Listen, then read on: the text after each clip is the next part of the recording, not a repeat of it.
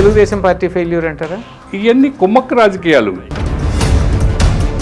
కోడెల మరణానికి కారకులు అయ్యారు వీళ్ళు. మరణానికి ఆత్మహత్య చేసుకోవడానికి కారణం అయ్యారు. ఎలక్షన్ ఖర్చుతో కూడా కార్లు కొన్న ఐఏఎస్ ఆఫీసర్స్ ఉన్నారు.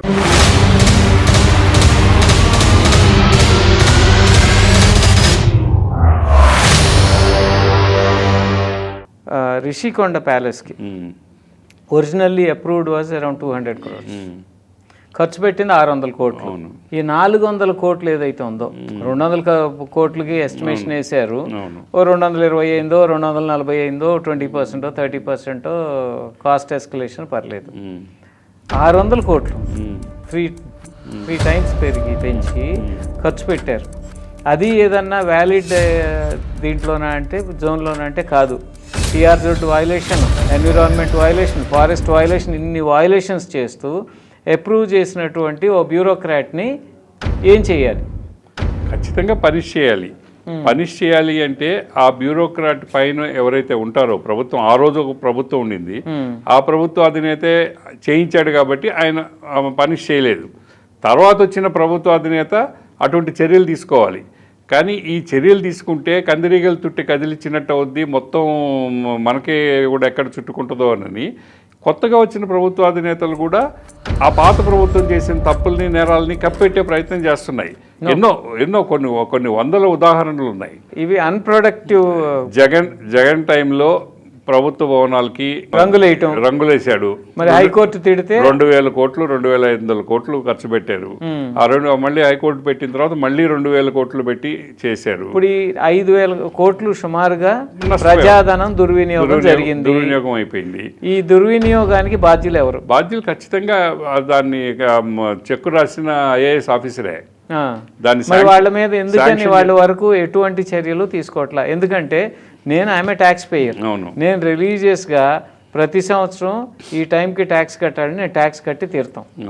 ఈ కట్టిన ట్యాక్స్ని సద్వినియోగపరిచి ఒక సామాన్యుడి జీవితం బాగు చేయడానికి ఉపయోగపడితే, లేకపోతే ఏదైనా మౌలిక వసతులకు ఉపయోగించచ్చు. అంతేగాని ఎవరో ఒక రాజకీయ నాయకుడికి ఆయనకి ఏదో పిచ్చి ఆలోచన వస్తుంది, ఆ పిచ్చి ఆలోచన అమలు చేయటానికి వీళ్ళే కావాలా? ఐఏఎస్లు కావాలా? ఒక గుమస్తా చాలు కదండి. మరి అటువంటి ఈ ఐఏఎస్ ఆఫీసులు ఏది దేశంలోనే అత్యున్నతమైనటువంటి చదువు, ఉద్యోగం, వాళ్ళు ఈ విధంగా వ్యవహరించడంలో ఐఏఎస్లో పూర్వకాలపు నిబద్ధత లేదు, నిజాయితీ లేదు, నిరాడంబరత లేదు. ఈరోజు ఐఏఎస్ అయ్యి పాస్ అయ్యి ఫస్ట్ సబ్ కలెక్టర్ గానో లేకపోతే ఐపీఎస్ పాస్ అయ్యి ఏఎస్పీ గానో వచ్చిన రోజే మనం బెంగళూరులో విల్లా కొందామా, హైదరాబాద్లో అపార్ట్మెంట్ కొందామా అని ఆలోచించే వాళ్ళే ఎక్కువ అవుతున్నారు. సో ఆ కోరికలు, ఆశలు ఎక్కువైపోయినాయి. సో ఆ స్థాయిలోనే నేను 45-50 సంవత్సరాల నుంచి ఐఏఎస్ ఆఫీసర్స్లో వచ్చిన మార్పుని నేను చూస్తున్నా. ఆ పాతకాలంలో ఉండే ఐఏఎస్ ఆఫీసర్స్కి ఇప్పటికీ అసలు హస్తిమశకాంతరం సంబంధమే లేదు. నక్కకు నాగలోకానికి ఉన్నంత తేడా ఉంది. ఆ రోజుల్లో ఐఏఎస్ ఆఫీసర్ వస్తే నేను ఏం చేయగలను, ప్రజలకు నేను ఏం చేయగలను అన్న ఆలోచనతో వచ్చేవాడు.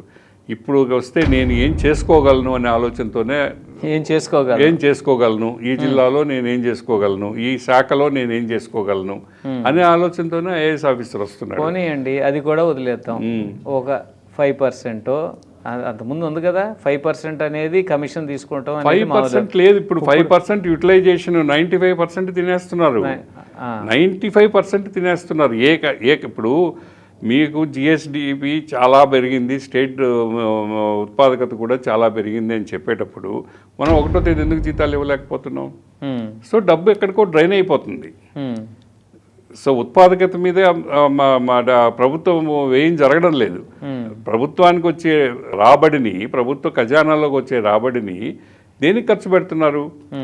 దుబారా చేస్తున్నారు, దుర్వినియోగం చేస్తున్నారు. అవినీతి కింద అధికారులు, రాజకీయ నాయకులు పంచుకుంటున్నారు, కాంట్రాక్టర్లు పంచుకుంటున్నారు. ఇప్పుడు గత ప్రభుత్వం మీద ఎన్నో అవినీతి ఆరోపణలు చేసి ఓకే, ఇలాంటి ఇప్పుడు కోర్టుకు కూడా వెళ్ళి ఆపిచ్చారు. ఏది స్కూల్స్కి, సచివాలయాలకి, వీటికి పార్టీ కలర్లు వేసుకోవటం, వీటి మీద అవి ఒక 5,000 కోట్లు అలా దుబారా అయిపోయినాయి. రిషికొండ క్లియర్ వైలేషన్, ఏది సిఆర్జెడ్ వైలేషన్ ఉంది, ఫారెస్ట్ వైలేషన్ ఉంది, ఎన్విరాన్మెంట్ వైలేషన్, అన్ని వైలేషన్స్ ఉన్నప్పుడు ఇప్పుడు ఎవరికైతే అకౌంటబిలిటీ ఉంటుందో, ఇప్పుడు ఏదైనా ప్రాజెక్ట్ తీసుకున్నారనుకోండి గవర్నమెంట్లో, ఫస్ట్ లీగల్ క్లియరెన్స్ కావాలి, తర్వాత ఫైనాన్షియల్ క్లియరెన్స్ కావాలి. ఇవన్నీ లేకోకుండా ఒక 600 కోట్ల ప్రజాధనాన్ని దుర్వినియోగపరిచినటువంటి ఐఏఎస్ ఆఫీసర్, నాకు తెలిసి అంటే ఆయన పేరు కన్నబాబు అండి, ఆయన మీద ఈ ప్రభుత్వం ఏం యాక్షన్ తీసుకుంది? ప్రభుత్వం ఏ యాక్షన్ తీసుకోదు. ఆయనకి ఇంకా మంచి పదవి ఇచ్చి సత్కరించి ఉంటుంది. ఖచ్చితంగా జరిగింది. ఏదో ఒక ఆయన ఎవరో నాకు తెలియదు, ఆయన ఏ పదవిలో ఉన్నాడో నాకు తెలియదు. ఆ ప్రభుత్వంలో తప్పులు చేసిన వాళ్ళందరికీ ఈ ప్రభుత్వంలో సత్కారాలు జరిగినాయి.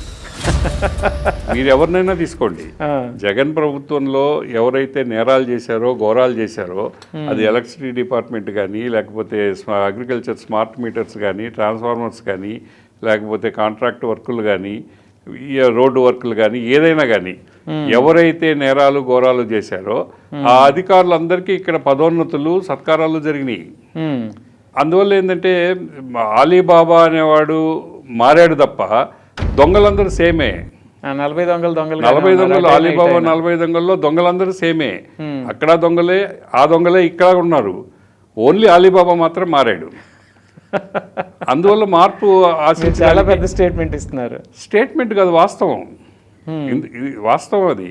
ఎవరు మారారు? ఎవరు మారలే. ఆఫీసర్స్ మారలేదు, కాంట్రాక్టర్లు మారలేదు, దోపిడీదారులు మారలేదు, ఆ దోపిడీ విధానం మారలేదు.